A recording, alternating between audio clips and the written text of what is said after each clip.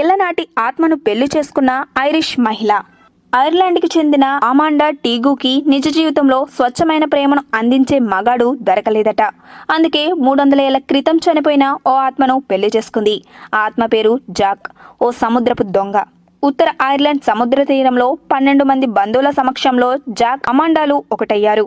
అక్కడి చట్టాల ప్రకారం వీరి పెళ్లి చట్టబద్ధమే. సముద్రం మీద ఓ బోటులో పుర్రే, ఎముక గుర్తు ఉన్న జెండా రూపంలో ఉన్న జాక్ పెళ్లి కూతురు దుస్తుల్లో మెరిసిపోతున్న అమాండాలకు ఓ మతాధికారి పెళ్లి చేశారు.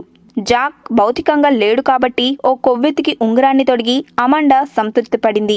2014లో ఓ రోజు రాత్రి వాళ్ళిద్దరి మధ్య ప్రేమ చిగురించిందని, జాక్ ఎప్పుడు తన పక్కనే ఉన్నట్లు అనిపిస్తుందని అమాండా చెప్తుంది. కాగా అమాండాకి ఇప్పటికే పెళ్ళే 5 పిల్లలు కూడా ఉన్నారు. భర్తతో విడిపోయిన తర్వాత నిజ జీవితంలో గొప్పగా ప్రేమించే వాళ్ళు ఎవరూ దొరకలేదని, కానీ జాక్ రూపంలో తనకి స్వచ్ఛమైన ప్రేమ లభించిందని అమాండా అంటుంది. చాలా విచిత్రంగా ఉంది కదా.